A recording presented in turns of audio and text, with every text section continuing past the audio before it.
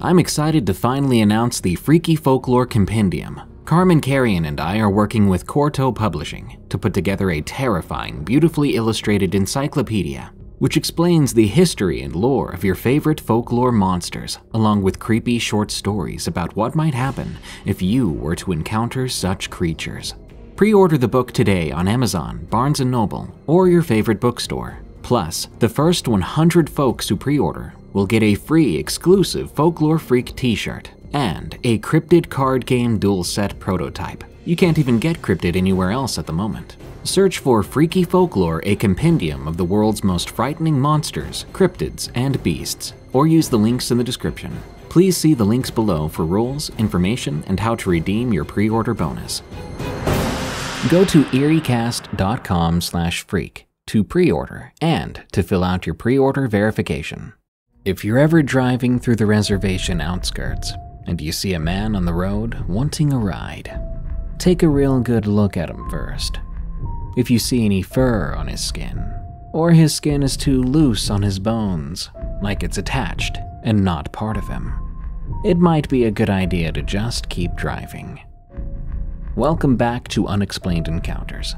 I'm your host, Darkness Prevails, and you should follow me on X at Dark Prevails, where we talk about things like the best preserved dinosaur fossil ever, which apparently still had food in its stomach. Today's episode is another volume in the Skinwalker Sightings catalog. Each of these stories features an encounter with a skinwalker, or something like one. Enjoy, and send me your scary stories of the unexplained so I can narrate them at darkstories.org. I'm looking for scary stories from the Alps, and outdoor stories we can feature on Alone in the Woods. If you're feeling nice, please leave Unexplained Encounters a rating on Spotify and Apple Podcasts to help us grow. Now, let's begin. Barn Creature. From Nightingale. Even now, decades later, I can still vividly recall that terrifying summer night when I was only 10 years old. It was during my annual visit to my grandparents' ranch in rural New Mexico. I always looked forward to those trips, the wide open spaces, helping Grandpa with the animals, and listening to Grandma's stories by the fireplace. But that particular visit in the summer of 1979 is seared into my memory for a very different reason. My grandparents' ranch was isolated, surrounded by vast stretches of rugged wilderness. The nearest town was an hour's drive away. Out there, it felt like we were in our own little world. But even as a kid, I could sense an undercurrent of something strange and unsettling in that lonely landscape. Grandpa and Grandma often spoke in hushed tones about odd happenings in the area. But one evening, as we sat around the dinner table, Grandpa cleared his throat and said, "You know, over the past few months, several of our sheep and cattle have disappeared without a trace." Grandma nodded, her face grave. "It's the strangest thing. No signs of animal attacks or rustlers. They're just gone." I looked up from my plate. My curiosity piqued. "What do you think happened to them, Grandpa?"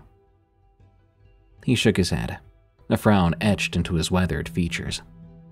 "I wish I knew, kiddo. I've been ranching these parts for over 50 years, and I ain't ever seen anything like it." Grandma leaned in, her voice dropping to a conspiratorial whisper. "And that's not all. On moonless nights when the ranch is pitch black and silent as a tomb, sometimes I hear these eerie, almost man-like cries and whispers coming from the woods that border the pasture land." "Really? What do they sound like?" She shuddered. "It's hard to describe. They're not quite animal, but not quite human either. It's like they're speaking in some strange, twisted language. And the sounds, well, they seem to carry on the wind, coming from everywhere and nowhere at once. It's enough to make your blood run cold. Grandpa chimed in. I've heard them too. And then there are the tracks. Tracks? I asked. A few weeks back, I was out mending a fence on the edge of the property. As I was walking the line, I came across these bizarre footprints in the dirt.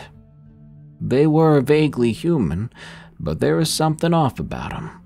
The toes were too long, almost like claws, and the spacing was all wrong, like whatever made them walked like they were neither man nor animal. Oh, I remember that day.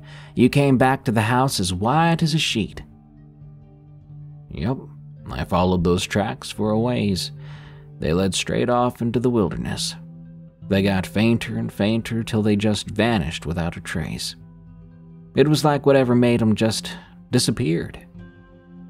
A heavy silence fell over the table. I felt goosebumps rising on my arms despite the warmth of the kitchen, and I was wondering why my grandparents were trying to scare me like this. Or were they trying to warn me? He turned to me. You be careful out there, you hear? Stick close to the house after dark, and if you see or hear anything strange, you come right back and tell us, okay? I nodded, a lump in my throat beginning to form. I was beginning to realize they really weren't trying to scare me. They feared something was out here on this land and wanted me to know about it. You often hear stories like this, where the adults know something the kids don't, and instead of explaining what it might be and warning them to stay clear, they simply say, be careful, or steer clear of such and such place, with no explanation. Well, you know what a kid's gonna do when they hear that? They're not gonna take the warning seriously. I think that added, scary explanation to their warning really made me listen that night. And it all came to a head on a sweltering evening in late July. The sun had just slipped below the hills, and the first stars were blinking into existence. Grandpa was working on a busted tractor and asked me to fetch a wrench from the barn. I didn't want to go alone in the dark, but I didn't want to look like a scaredy cat in front of Grandpa. So I reluctantly agreed. Plus, it was just the barn. It wasn't terribly far away from the house. Surely nothing bad could happen that close. And yet, somehow, the walk to the barn seemed to take forever. An eerie silence hung over the ranch, broken only by the distant lowing of cattle and the crunch of my sneakers on the dirt path. As I approached the weathered wooden structure, a sense of unease prickled at the back of my neck. I stepped into the barn, fumbling for the light switch until I finally flicked it on. The bare bulb sputtered to life, casting long shadows across the cluttered interior. Then I heard it. A faint scuffing sound, like something shifted in the dark at the back of the barn. I quickly brushed this off as a rat, or one of the barn cats. But as I started rummaging through Grandpa's disorganized tool chest, I distinctly heard what sounded like a low, raspy whisper.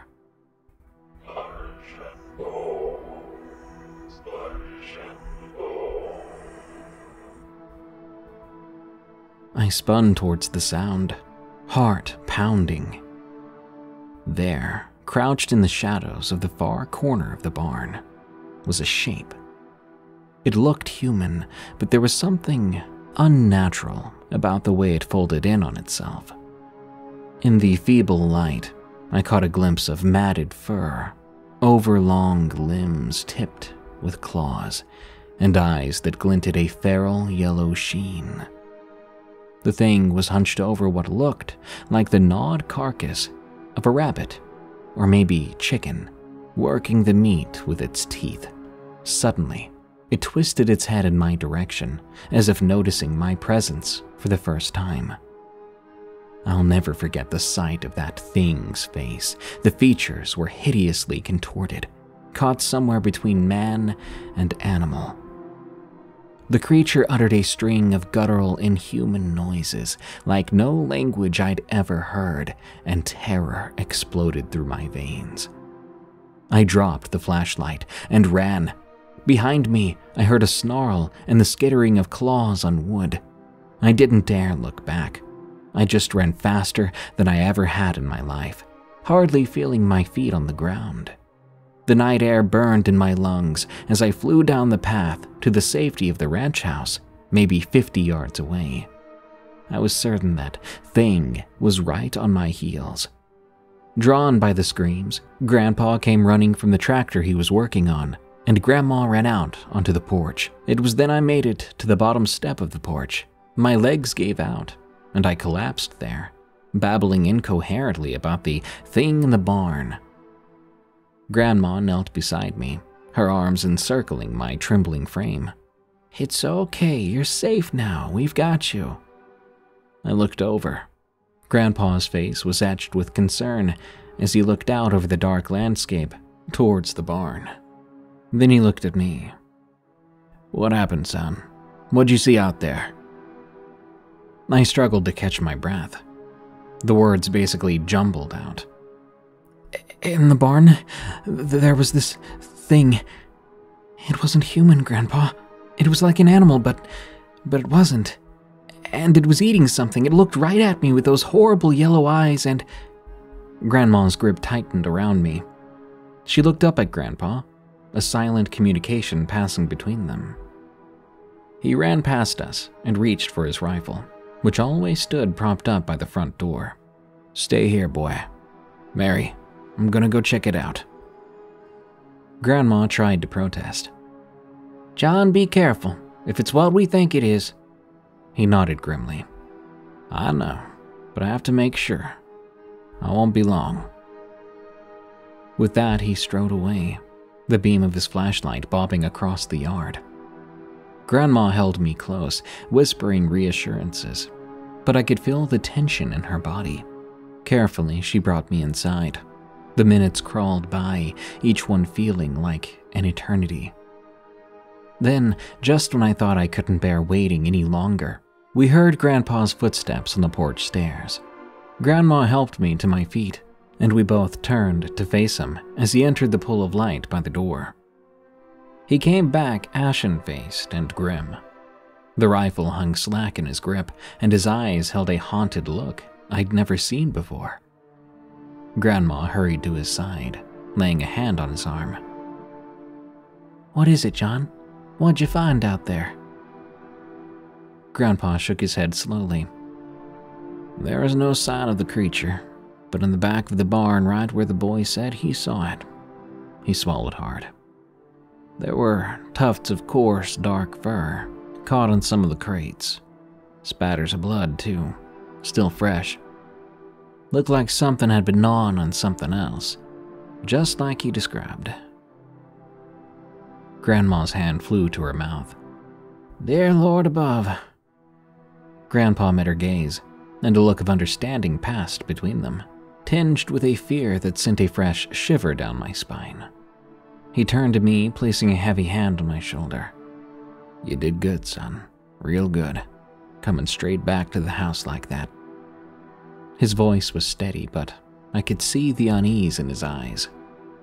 That terrified me more than anything else that happened that night. To see him as scared as I was. Grandma wrapped an arm around my shoulder, guiding me gently towards the kitchen. "Come on then, I'll fix you some hot cocoa, and we can forget all about it, talk about something else." As we crossed over into the warmth and light of the kitchen, I glanced back over my shoulder, towards the front door. Grandpa stood there, staring out the nearby window into the darkness, his rifle clenched tight in his hands. I swear I saw a flicker of something in his face. It wasn't fear. It was like a grim kind of recognition. They didn't press me for further details that night. Grandma fussed over me, wrapping me in a quilt and pressing a steaming mug into my hands. Grandpa sat in his rocking chair, his expression distant and thoughtful. It was like they both knew something I didn't, a secret knowledge that hung heavy in the air with us. But over the next few days, as the shock lessened up, my grandparents opened up more. It started one morning over breakfast. Grandma was frying eggs, the sizzle of the pan mingling with the soft crackle of the radio in the background. Grandpa sat at the table, cradling a mug of coffee in his weathered old hands. He cleared his throat, catching my attention. "Son," he began, his voice gravelly, "what you saw out there in the barn, it's not the first time something like that's happened around these parts." He exchanged a brief glance with Grandma. "There are stories, old stories, about beings that can walk between the worlds of man and beast. You see, you're part Navajo, from my side. I'm half Navajo and grew up on the reservation. The elders would warn us about them, said they could take on the form of any creature they chose." Grandma slid a plate of eggs in front of me, her hand lingering on my shoulder. "They're called Skinwalkers, witches who use dark magic to change shape." I felt a chill run through me, despite the warmth of the kitchen. "Skinwalkers? Like in those stories y'all used to tell me?" Grandpa nodded. "The very same. Never used to put much stock in those tales. Thought they were just superstition and fancy. But after what's been happening around the ranch, and now with what you saw..." He trailed off, his gaze distant. Grandma picked up the thread. "They say skinwalkers are drawn to pain or suffering. They feed off it like some kind of twisted sustenance, and those things sow chaos everywhere they go, turning man against the land itself." I pushed my eggs around my plate, my appetite gone. "But why here? Why is it bothering us?" Grandpa sighed. "I don't truthfully know, son. Maybe it's the drought, or the sudden sickness taking the cattle.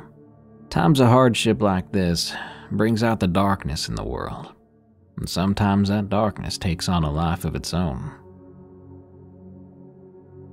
Over the next few days, in snatches of conversation and quiet moments, they shared more. Grandma told me about some early interactions with my grandpa's mother, a wise woman who knew the old ways and could see things others couldn't, a woman who had been more open with outsiders than others in the reservation. "She used to say that there's a thin veil between our world and the other world," Grandma recounted as we shelled peas on the back porch. "And sometimes things can slip through from the other side. Things that don't belong here." Then Grandpa spoke of his own encounter years back with something he couldn't explain. He'd been out in the far pasture, repairing a fence, when he'd heard a whisper on the wind. A voice that seemed to come from everywhere and nowhere at once.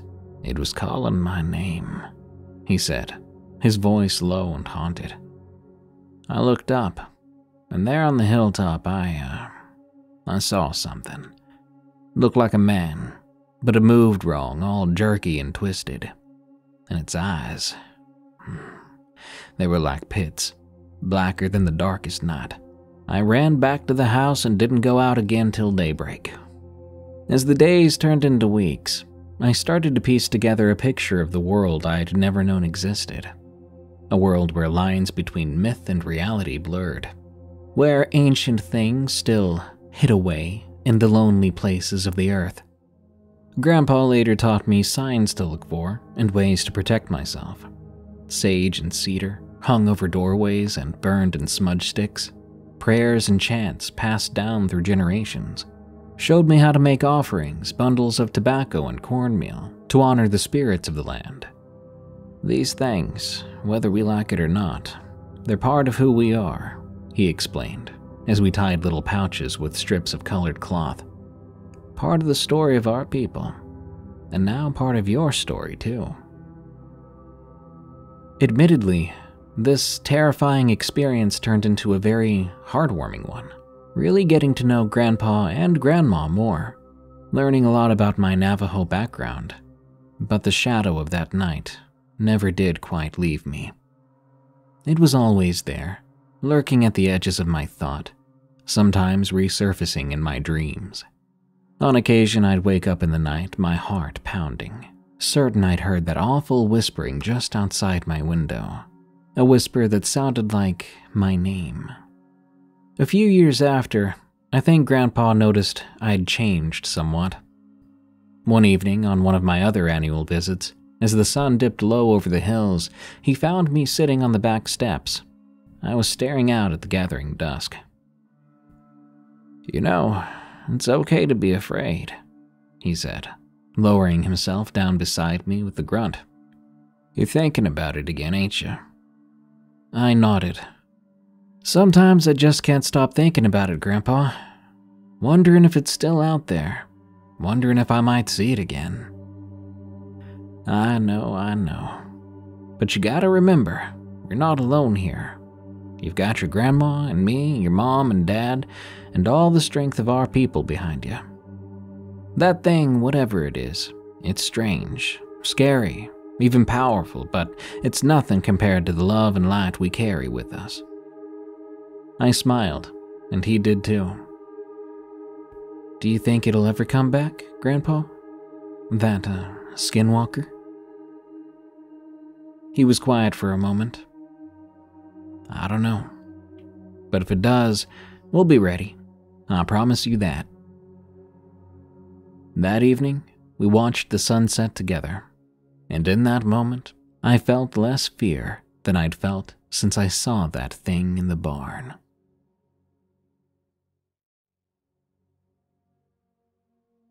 Skinwalkers in the City, from Feral Bumblebee. I want to preface this by saying I live in a heavily populated city in New England, near Wampanoag Land. Here's my 2 encounters with what I believed to be a skinwalker. Number 1. On one of my health kicks, I decided to go for a run at 3 a.m.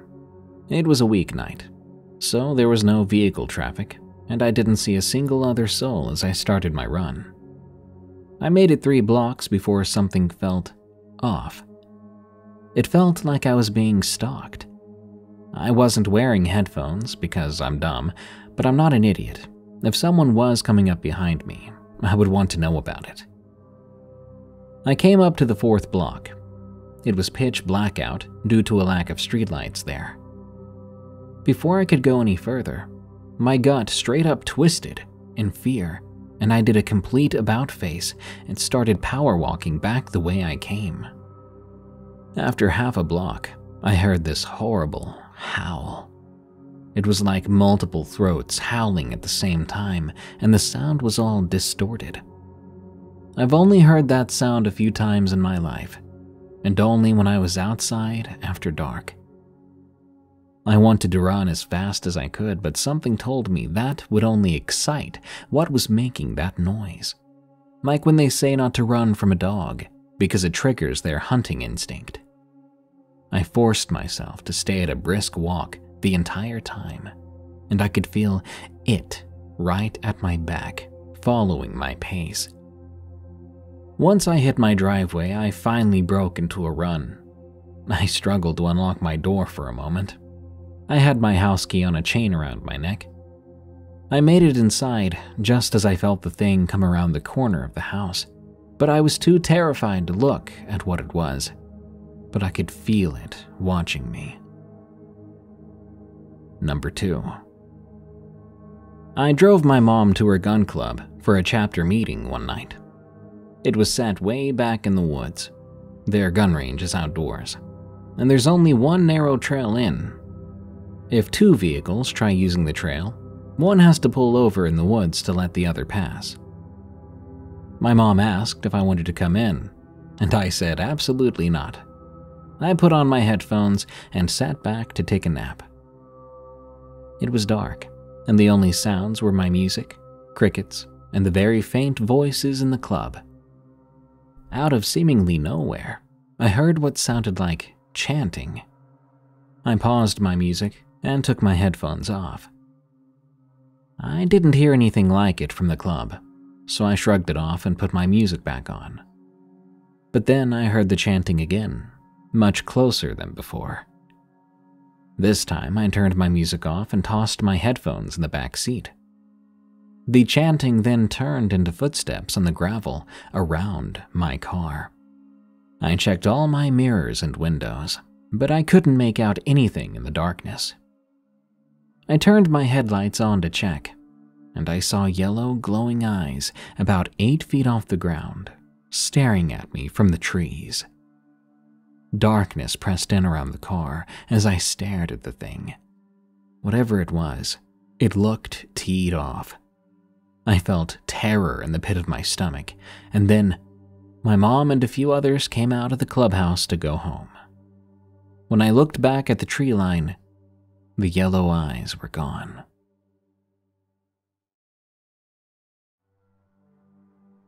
Encounter in the woods with something. From Farmer's Wife, 4955.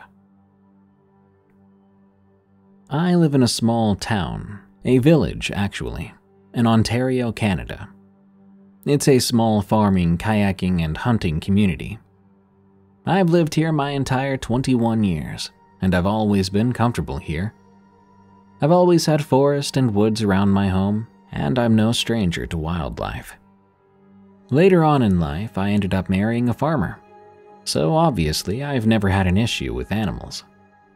I also had a run-in with a mountain lion on my grandparents' property when I was a kid, and took off on a 2-week hunt with my grandfather to hunt the thing down in order to keep my young siblings safe.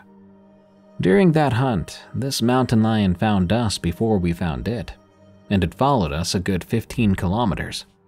So I know what it feels like to be stalked by a mountain lion. My grandparents are indigenous, and therefore very superstitious. Words like Skinwalker and Wendigo were strictly forbidden. However, they would tell me stories still about them, and how to know that you were in the presence of one. My grandfather especially.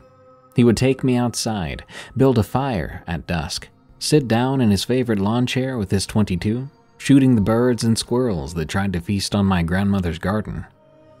He would put sage leaves into the fire, sprinkle tobacco, which he got by unraveling his cigarettes, that had a permanent place in his shirt pocket, and sprinkle it in and around the fire.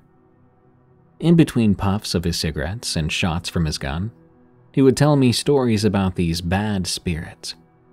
He would never say their names at the time. Sadly, my grandfather passed away 10 years ago, and I miss that man dearly. Now on to my story.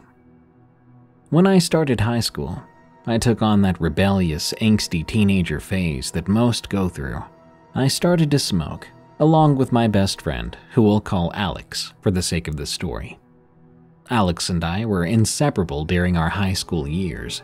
She basically lived at my house with me, as it was easier for us to sneak around with our booze and cigarettes out in the woods, rather than in the city, where her house was.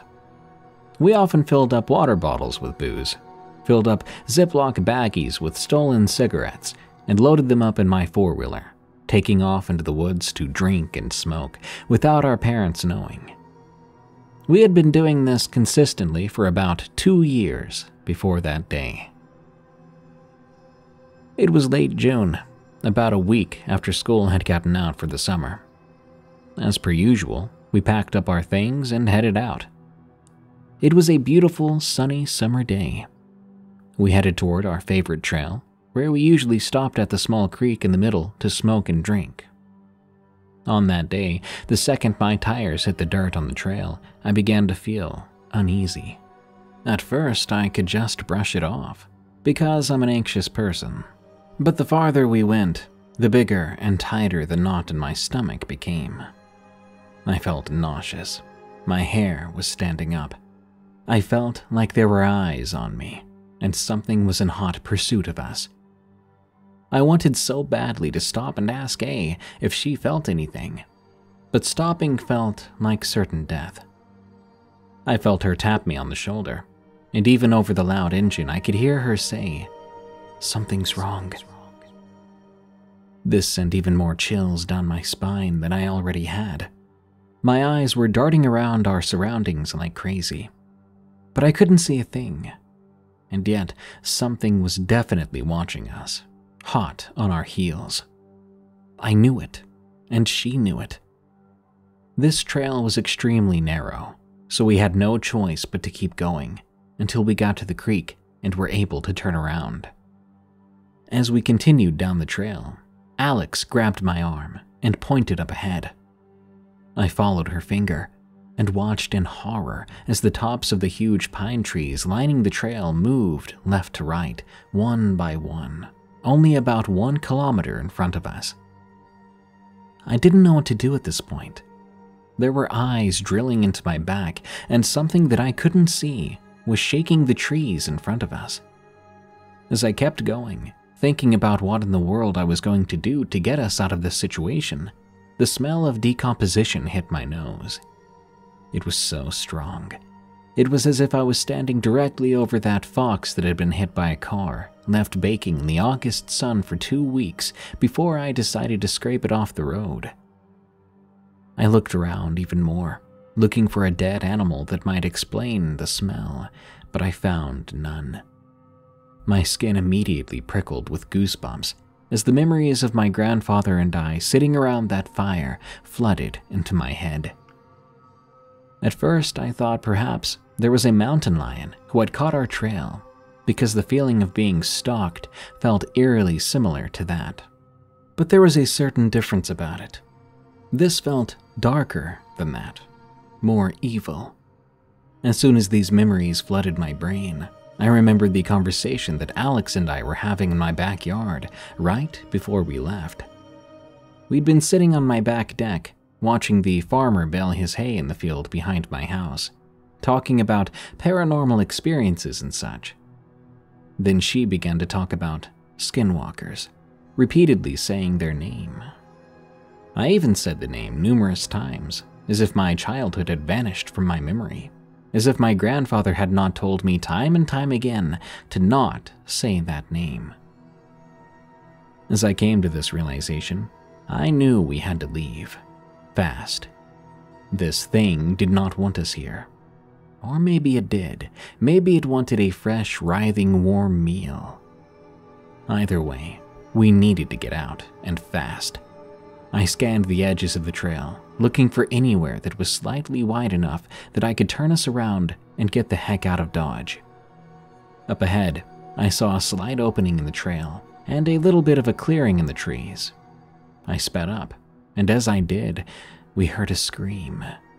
It sounded like a mix between a mountain lion, a fox, and a coyote all in one.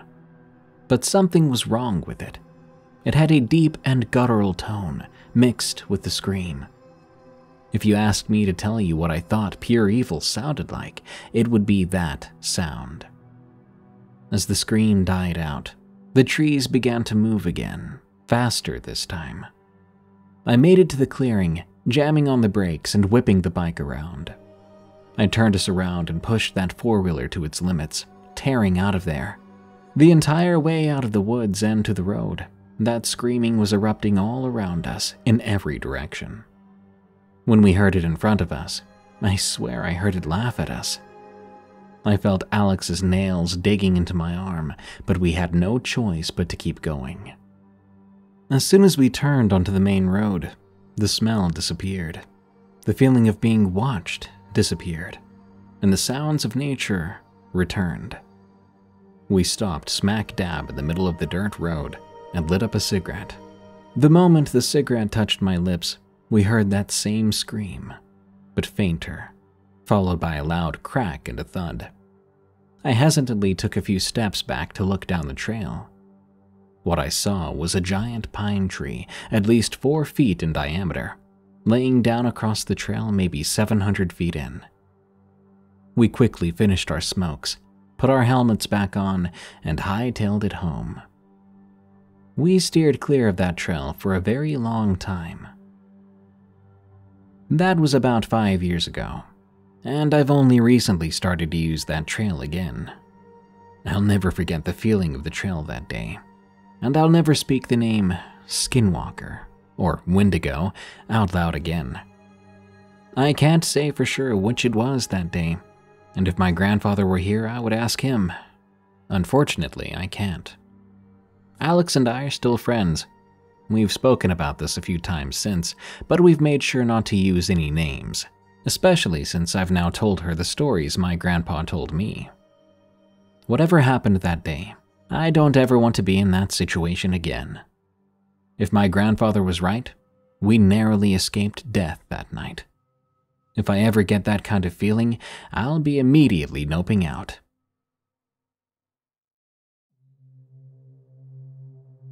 A quick note about the following story. It does not take place in North America, but I'm adding it to this episode as it sounds eerily similar to Skinwalker encounters heard in the US, and other cultures do have shapeshifter folklore. I've always thought, Skinwalkers here may simply be a different name for something also found elsewhere. True Camping Horror in Switzerland. From Climber04.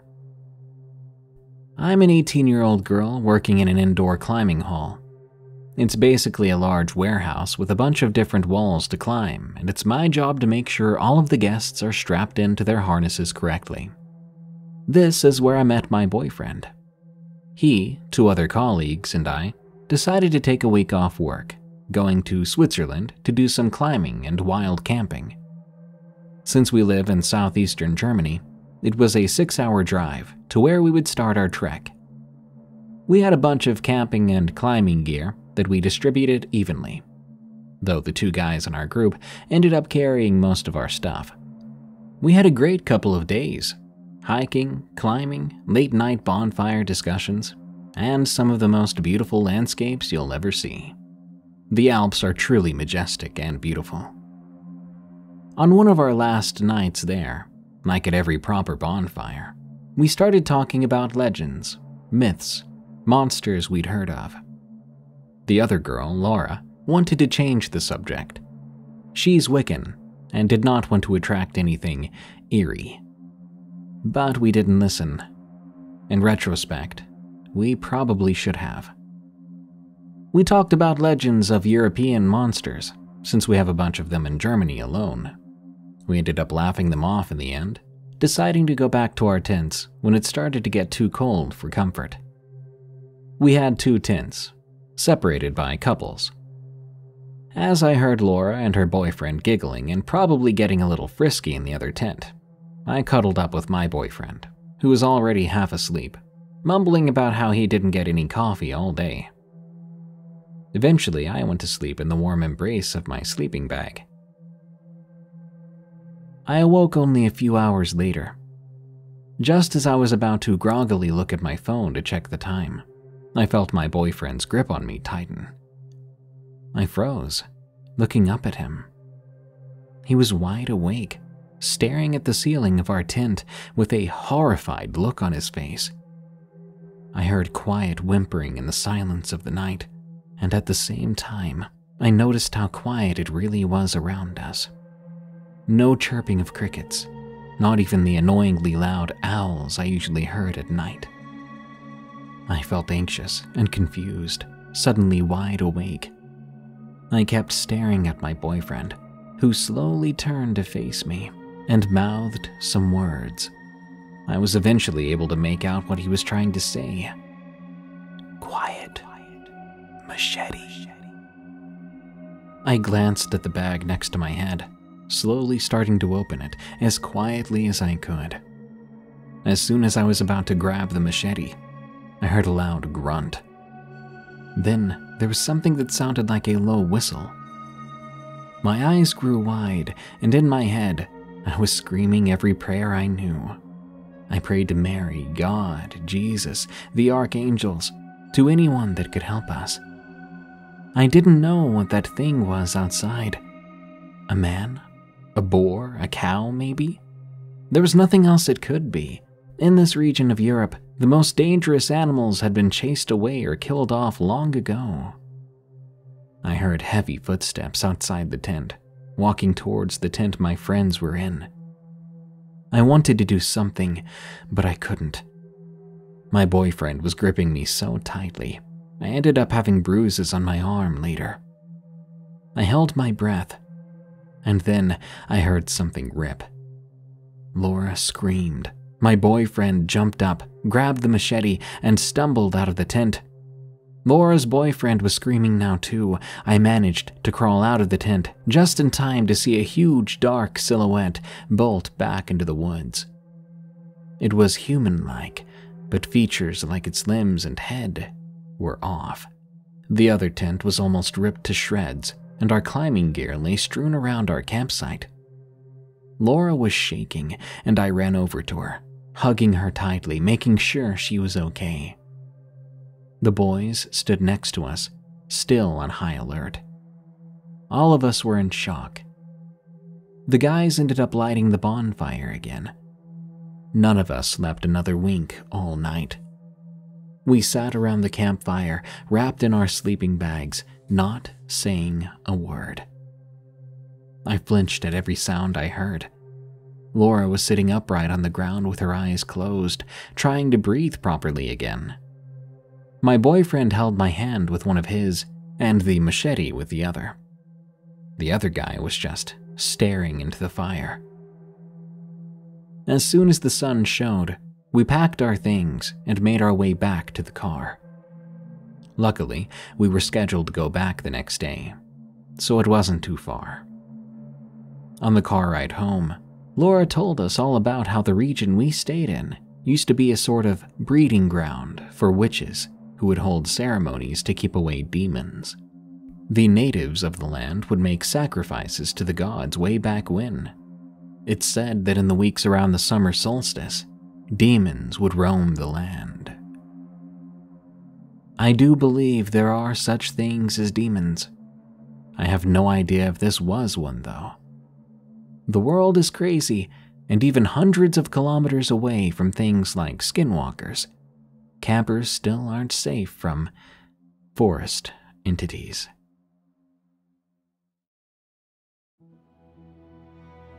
Terrifying Night Under the Stars, from HTGlorious. I want to tell you about this crazy thing that happened to me when I was a kid. I'm in my 30s now, but this one experience from childhood still freaks me out whenever I think about it. Back when I was 13, my class went on this trip to a Navajo reservation. It was supposed to be some sort of cultural learning experience, to teach us about Navajo history and traditions. To be honest, I was just excited to get out of the classroom for a bit. We all piled into this big old bus and started the long drive to the reservation. It was me, 3 of my best friends, the rest of our class, and a few adults, which included the school counselor and a couple of parents who volunteered to chaperone. The drive felt like it took forever, but we kept ourselves entertained. "Hey, do you think we'll see any wild animals out there?" my friend Jack asked. "I hope so," Sarah chimed in. "I want to see a coyote or something." "So long as there's no snakes," Mike grumbled. "I hate snakes." We laughed and joked around, speculating about what the reservation might be like. None of us had ever been to one before. We were city kids. When we finally arrived, I remember being struck by how vast and empty everything seemed. The reservation was huge, with all these wide open spaces and rugged landscapes. It was so different from the city we were used to. "Whoa, look at those mountains out there," Jack pointed out the window. "Those aren't mountains, they're mesas," Sarah corrected him. She was the smarter one and knew it, turning her into quite the know-it-all sometimes. As we stepped off the bus, I felt a sudden sense of isolation. We really were out in the middle of nowhere, far away from anything familiar. But I was with my friends, so I didn't feel too nervous. The school counselor, Miss Johnson, gathered us all together. "All right, everyone, listen up. We're going to be learning a lot about Navajo culture this afternoon. I want you all to be respectful and pay attention to our hosts." We all nodded, but I could tell we were itching to explore. The first thing on our agenda was a meeting with some of the Navajo elders. They greeted us warmly, leading us to this big open space where we all sat in a circle. The elders began to share stories about Navajo history and traditions. At first, I was kind of bored. I was 13, listening to people way older than me, talking about history, and that wasn't exactly my idea of fun. But then one of the elders started to talk about Navajo folklore and legends. I perked up a bit. I wasn't the only one either, because Jack, always the curious one, raised his hand. "Do you have any scary stories? Like about monsters or ghosts?" A couple of the elders exchanged glances. There was an uncomfortable silence for a moment. Finally, one of them spoke up. "There are many stories in Navajo culture, but some are not meant to be shared with outsiders. It's best we focus on the stories that teach us important lessons about our way of life." That just piqued our interest even more. The idea that there were certain stories that outsiders like us weren't even allowed to hear. Sadly, the subject was changed quickly. They told us more about Navajo art and music, even taught us a few words in their language. As the day went on, we explored more of the reservation. We saw some traditional Navajo homes called hogans, and even got to try some authentic Navajo food. It was really cool. After a few hours, it was finally time to head back to the bus. I sat with my friends as usual. We began to talk about all the things we'd seen and learned, as everyone else climbed aboard, and the adults were checking things before leaving. Settling into our seats, Jack turned to us with a frustrated look on his face. "Can you believe those elders wouldn't tell us the scary stories?" he complained. "I mean, what's the point of learning about Navajo culture if we don't get to hear about the cool stuff?" Sarah rolled her eyes. "Maybe they just didn't want to scare us. We're just kids." "Come on," Jack scoffed. "We can handle it. Did you see the way they reacted when I asked about monsters and ghosts? They're definitely hiding something." "What do you think they're hiding, Jack?" I asked. He leaned closer, lowering his voice. "I've heard stories about these things called Skinwalkers. They're like evil shapeshifters or something. I bet the elders know all about them, but they just don't want to talk about it." "Skinwalkers?" Mike repeated, his eyes wide. "Just the name sounds creepy." "Yep, and apparently they can turn into animals and stuff, and they're supposed to be really dangerous," Jack said, clearly enjoying the effect his words were having on us, especially Mike. Sarah shook her head. "Jack, that's just a bunch of superstition. There's not actually such thing as skinwalkers. Legends like that just serve as cautionary tales." "You don't know that," Jack argued. "The Navajo have all sorts of legends and stuff. Just because the elders didn't want to talk about it doesn't mean it's not real." I shifted uncomfortably in my seat. I didn't know what to believe, but the idea of skinwalkers was definitely interesting and unsettling.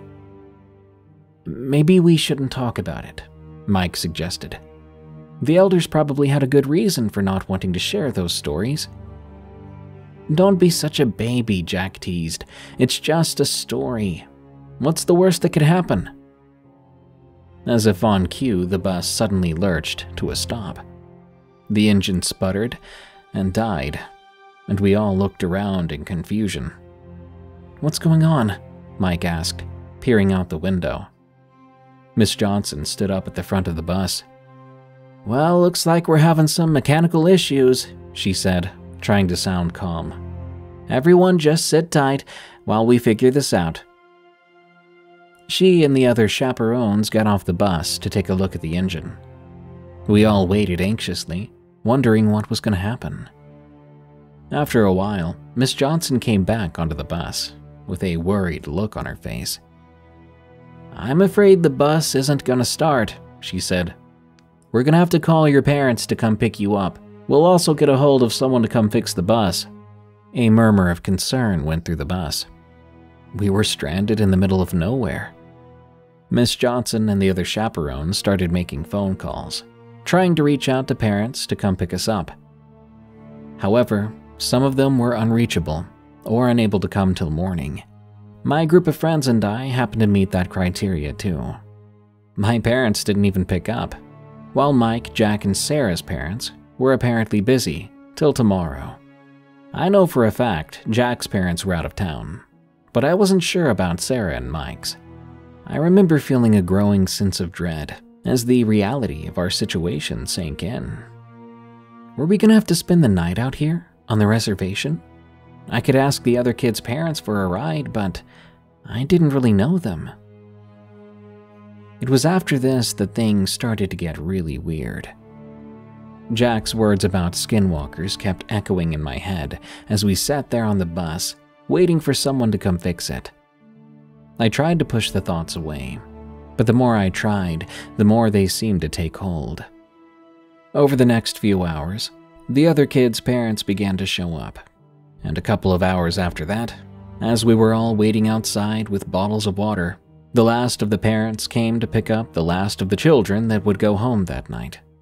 For us stragglers, Miss Johnson came up to us and said, "I've got some good news. Your parents will be here in the morning, including you, HT," she pointed at me. "I finally managed to get a hold of them. However, we're not going anywhere tonight. Until tomorrow, we'll be staying in the bus." One of the other straggler kids spoke up. "Can't we stay in one of the buildings on the reservation?"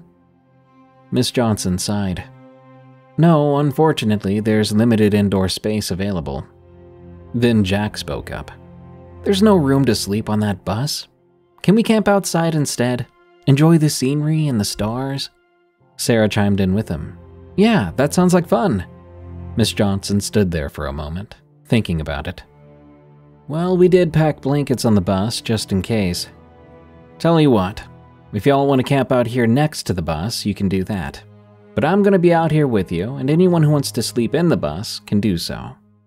A mixture of excitement and fear rippled through me. Camping outside on this reservation? After everything Jack said about skinwalkers? Sarah nudged me. "This is going to be awesome, like a real adventure." Jack agreed. Mike seemed to be the only one with reservations about staying on the reservation. And despite my feelings about the situation, I eventually found myself getting caught up in the enthusiasm. I mean, it did sound cool, camping out under the stars. Miss Johnson continued. "Everyone needs to stay together and follow instructions, whether you're on the bus or just outside. I'm going to ask the elders if they have anything that might help out." We began to go back into the bus, grabbing the aforementioned blankets and anything else that would help out with our camp. Miss Johnson came back with one of the elders. Apparently, they did have some tents we could borrow, and some spare pillows. Heck, they even brought us out some snacks. The elder and Miss Johnson helped to set up a small fire. After that, the elder bid us goodnight and left. Miss Johnson and my friends and I gathered around the fire. We could feel the night getting colder on our backs. As the others talked about school or gossip, and even homework, I felt more and more uneasy. It started with small things, like the way the shadows seemed to flicker and dance at the edge of the firelight, or the way the wind whistled through the trees nearby, sounding almost like whispers. I glanced at my friends, wondering if they felt weird too, but they seemed oblivious, caught up in conversation. As the fire began to die down a bit, Miss Johnson stood up and stretched. "All right, kids, bedtime. We've got a long day tomorrow." We all grumbled a bit, but we began to pile into our tents anyway. Doors and window flaps kept open, so we could see and talk to each other. Even as I laid down, sleep just wouldn't come. Every time I closed my eyes, the creepy thoughts of monsters from Navajo folklore came to mind, especially the Skinwalker. At some point in the night, I heard a twig snap somewhere in the dark beyond our campsite. I sat up, my heart pounding. "Did you hear that?" I whispered to Sarah, who I was sharing my tent with. She mumbled something incoherent and rolled over, already asleep apparently. I strained my ears, listening for any other sounds. At the moment, all I could hear was the wind and the occasional pop from the low, dying fire. I was about to lie back down, but then I caught sight of something. A pair of eyes, glowing eyes, staring out at me from the shadows. I froze, my breath catching in my throat, The eyes blinked once, twice, then disappeared. I rubbed my eyes, wondering if I had imagined it or if something was stuck in them. But then I heard another twig snap. It was closer this time. I nudged Sarah, feeling much more urgent than before. "Sarah, wake up. There's someone out there." She sat up, blinking sleepily. What are you talking about?" I pointed to the shadows where I'd seen the eyes. "I saw something. Eyes glowing in the dark." She frowned, peering out into the night. "I don't see anything. Probably just a nocturnal animal or something." I suddenly heard someone sit up in the other tent. Apparently Jack was awake. "Did you say eyes? Like glowing animal eyes?" I nodded, my heart still pounding. Jack scrambled to his feet, grabbing a flashlight and crawling out of his tent. "I'm gonna go check it out." "Jack, no," Sarah hissed. "Miss Johnson said we have to stay by the bus, together." But Jack was already heading towards the edge of the campsite, the beam of his flashlight cutting through the dark. I glanced at Sarah, then to the other tent, seeing Mike now awake, looking just as scared as I felt. We couldn't just let Jack go off on his own. So we went after him, footsteps crunching on the dry ground. "Jack, wait up," I called, trying to keep my voice low. But Jack would not slow down. He kept going, his flashlight sweeping back and forth across the landscape. Then we heard something. A low growl, the kind of sound that instantly sends shivers down your spine. All of us froze, including Jack, whose flashlight beam now pointed towards the sound. There, in the light, we saw a creature which could only come from a nightmare. It was huge, easily the size of a wolf, but it looked very, very wrong. Its fur was patchy and mangy, and its face wasn't that of a wolf. It was flat, human-like, snoutless. The creature stared at us with glowing yellow eyes, lips pulled back in a snarl. "What is that?" Sarah whispered, her voice trembling. "Skinwalker," Jack breathed, his face pale. The creature suddenly looked extremely mad, even more so than before, its claws digging into the earth as it took a step towards us. We stumbled back, Jack's flashlight shaking about in his hands. Then from behind us we heard Miss Johnson's voice. "Kids, what are you doing over there?" We spun around. The beam now landed on Miss Johnson's face. Then all four of us turned back around where the creature had been. It was no longer there. Miss Johnson hurried over to us, her face etched with worry. "What's going on?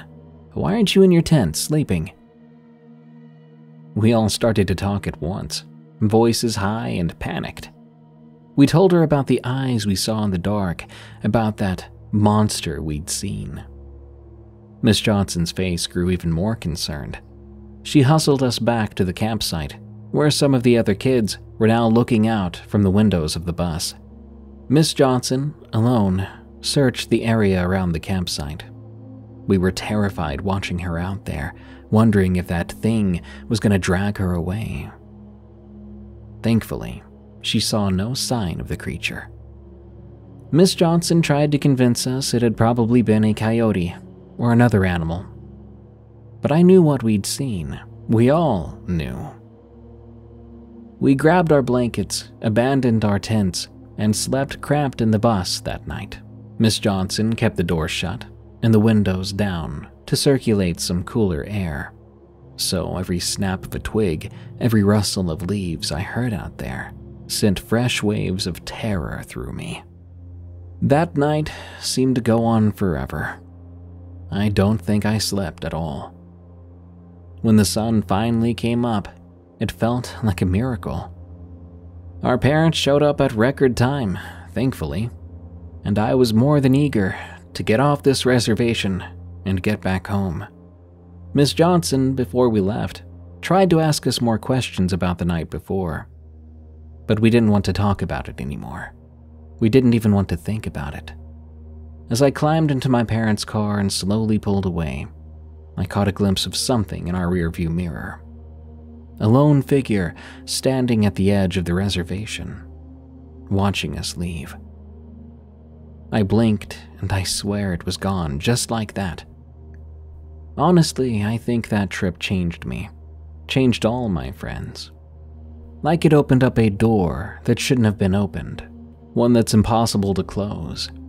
A door that told us that there are monsters out there. And if that bit of folklore happened to be true, what other folklore was real? We live in a world filled with things that defy explanation. When it comes to skinwalkers, it's best left to the elders.